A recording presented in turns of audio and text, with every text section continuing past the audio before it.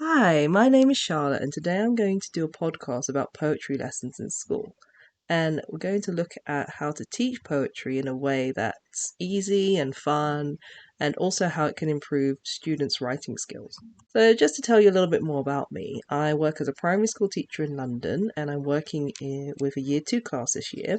And last year I was working with a year one class. So, I've mainly been working in Key Stage 1 and infant school. As there are many different types of poetry that we teach the pupils, I'm just going to pick four today to talk about. And the first one I'm going to talk about is rhyming poems. These are poems that have rhyming couplets at the end of their sentences, and they follow a specific pattern. One of those patterns is AABB. This means that there are four lines in a stanza, in a verse, and then the last words of every two lines sound similar to each other. Here's an example poem that I found through a Google search. Upon a nice spring day, let's take a look at nature's way.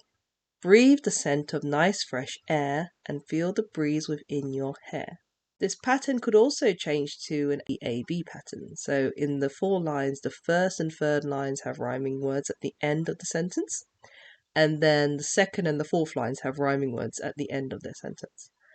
So here's another example that I found on Google. The coolness of the night refreshes my skin. The star shines so bright, causing me to grin. And the second type of poem that I'm going to look at is limerick poetry. And this is popular funny poems that they consist of 5 line stanzas, a verse of 5 lines, and it has a rhyming pattern of A A B B A. So here's an example again I found on Google. There once was a man from Nantucket who kept all of his cash in a bucket. But his daughter, whose name is Nan, ran away with a man, and as for the bucket, it's still in Nantucket. The third type of poem is a shape poem, and this one I found to be quite popular with the children. I think it's because it allows them to choose an object that they want to write a poem about, and then they can write their words into the shape of that object. I looked online, there's quite a lot of them online if you do a Google search for shape poems, and I found a nice one about a star. It's from a website called Jody Paul, and this person has written a poem about a star in the shape of a star. I've included the website link to my notations, so it's you can just click through the link if you have it. And it goes like this. Stars are so bright, shining above us all. Millions and billions shining from dusk to dawn with a silver light so pretty. And again, doesn't have to have many rhyming words in it, but the poem is about a star and the sentences are all based around star. And this person has written it really nicely and they put the words in the shape of a star. So it's actually quite nice. So I think having these kind of shape poems is quite nice for children, students who are learning about writing poetry. And it's quite a nice, different way to approach poems and poetry in general. Last poem style that I'm going to talk about are haikus. This type of poetry focuses on the syllables that a word has, and it's quite a nice one. It is originally a Japanese kind of poem. It consists of 3 line stanzas, and the word syllable patterns are 5 syllables in the first line, 7 syllables in the second line, and then 5 syllables in the last line. So here's an example. I feel the sun's warmth baking on my skin. I watch the flowers reach high. Again, this poem does not have to have lots of rhyming words, but as long as it's about a particular theme and it follows the syllable pattern, then it's considered a haiku. So this was quite a nice one. It's about feeling the sun on their skin and watching the flowers outside. And it's very short. It's 3 lines. As long as the words make up the syllable pattern that they need for 5 syllables, 7 syllables, and 5 syllables, then it's okay. It's quite a nice poem to do. So, how do we get children to learn these poems and how do we get them to write their own? The first style that I'm going to talk about is the rhyming poems, and these ones have rhyming couplets. And I find this type of poetry is probably the most difficult at times because we need to have an understanding, or the children and the pupils need to have an understanding of rhyming words, and having two rhyming words that can be put at the end of two different lines. And again, making sure that the poem is about that topic or is about that theme at the same time. And this can be quite tricky. If children speak English as a first language, they might find it a little bit easier to do this, but because that they can find the different rhyming words and they can understand the concept of finding two similar sounding words that they could put at the end of a sentence. The tricky bit again would be making the sentences make sense, because they can have two different lines and then have two different rhyming words at the end, and the sentences just make no sense. It's also harder for pupils who speak English as a second language, because they have to try and figure out, first of all, what two words sound similar, what do we even mean by two words that sound similar, and it takes a bit longer for them to get that idea across. They could do it in their own language, and maybe if you explain it to them in their own language, or you have two words in their own language that are similar sounding words, you can show it to them and you can say it with them, and then that might help them to understand a bit more.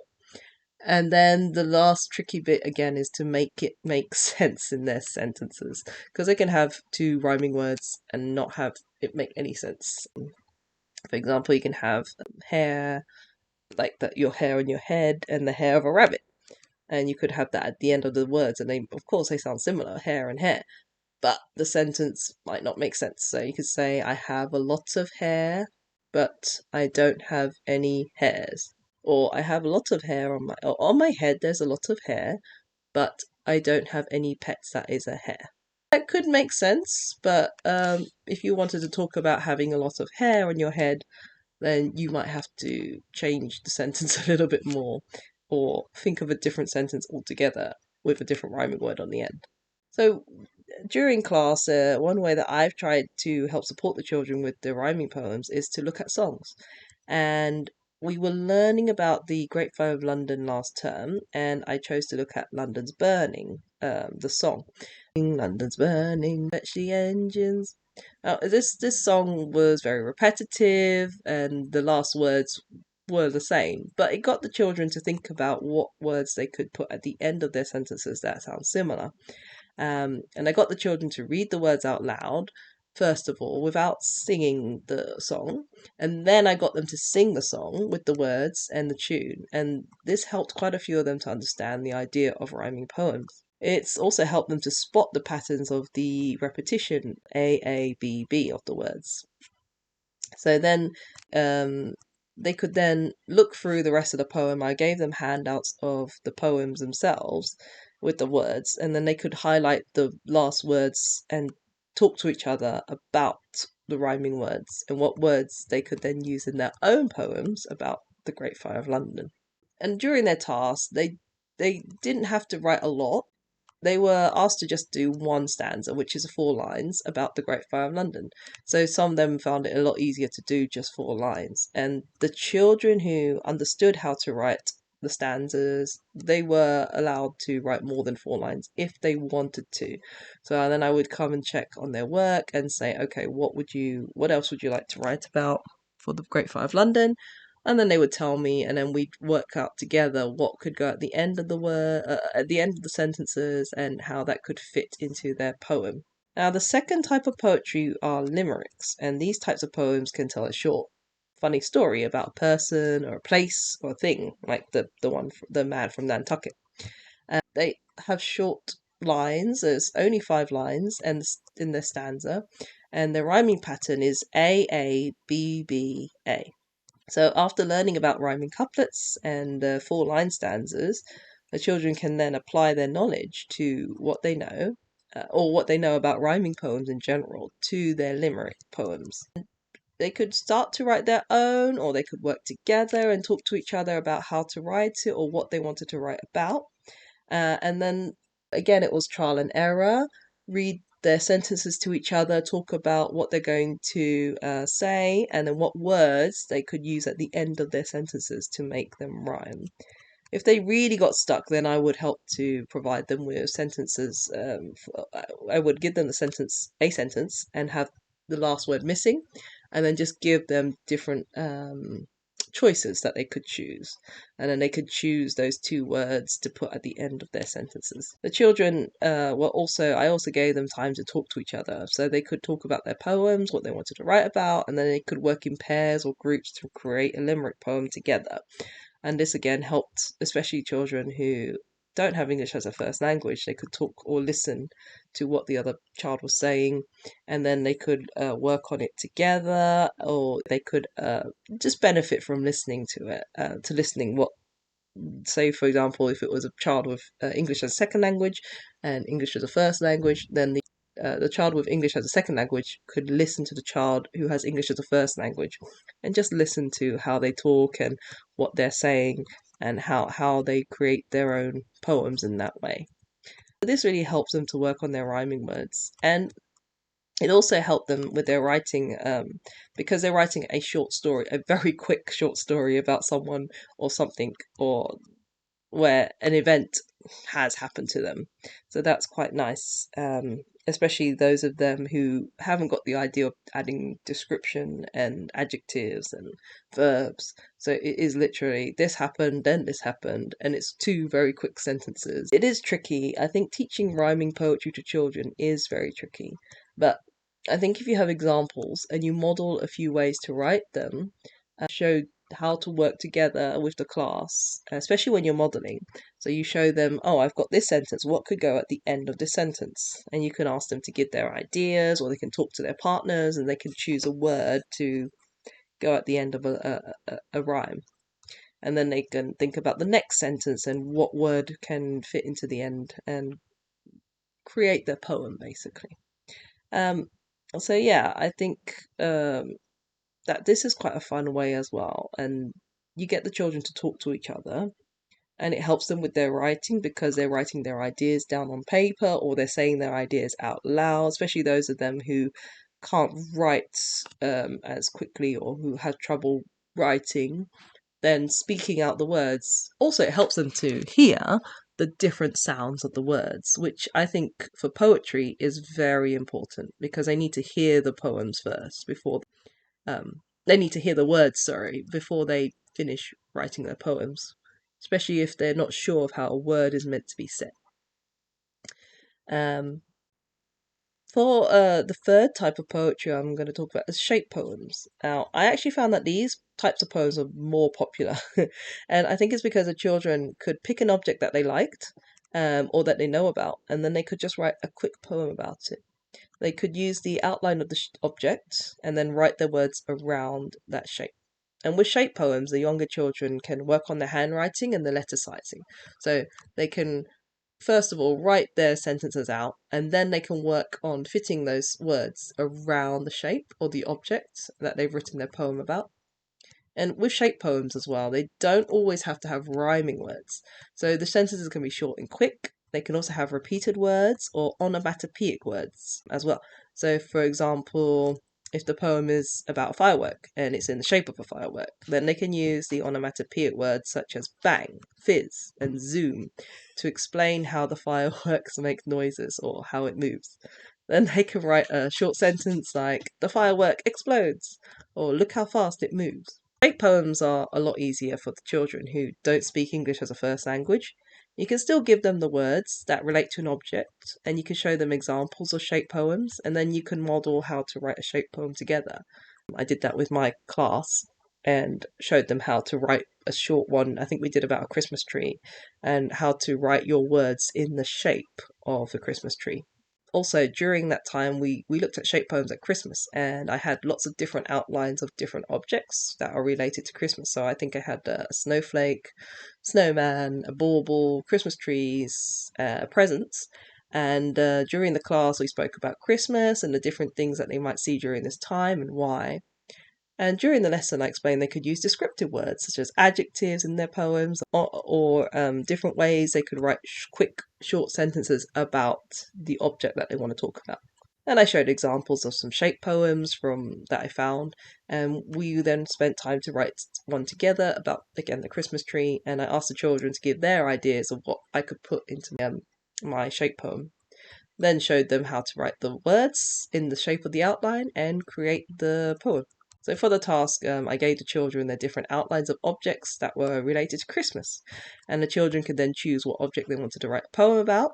And I let them talk to each other about their objects and then write their poem in that way. And I think that worked really well because there was no need to have a rhyming word unless they wanted to have rhyming words in there, then they could. Now, the last type of poetry I'm going to talk about are haiku poems. Now, these poems are originally from Japan, and they rely on the amount of syllables that a word has. And the structure is 3-line stanzas, and the first line has 5-syllable words or 5 syllables, then the second line has 7 syllables, and then the last line has 5 syllables again. Now, those of you who may not know what syllable is the sound of a word. So, for example, the word my has 1 syllable. You make 1 noise for the word my.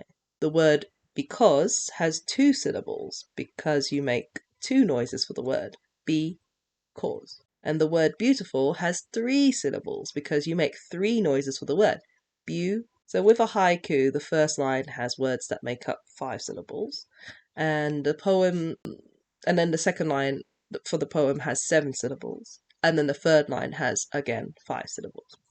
The poem does have to be about a topic, and the sentences need to relate to that topic. So I think the difficulty of haiku is, first of all, understanding and knowing what a syllable is. And when I was explaining it to the children, we clapped out the sounds of each word to show them the noise.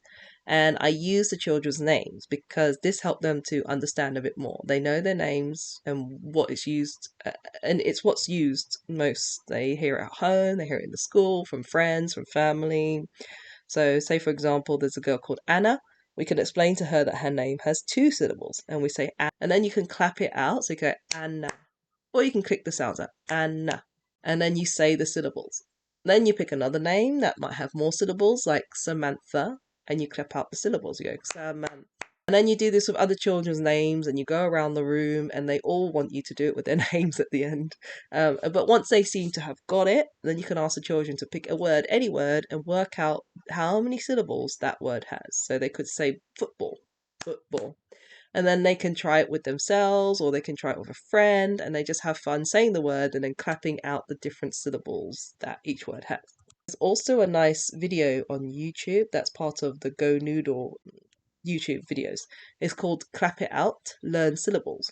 And this is a fun video, and it's great for the kids to get up and start clapping out syllables for different words. And they do it really nicely. They have a set of 4 words that have 2 syllables, then a set of 4 words that have 3 syllables, and they go up to words which have 5 syllables, I think.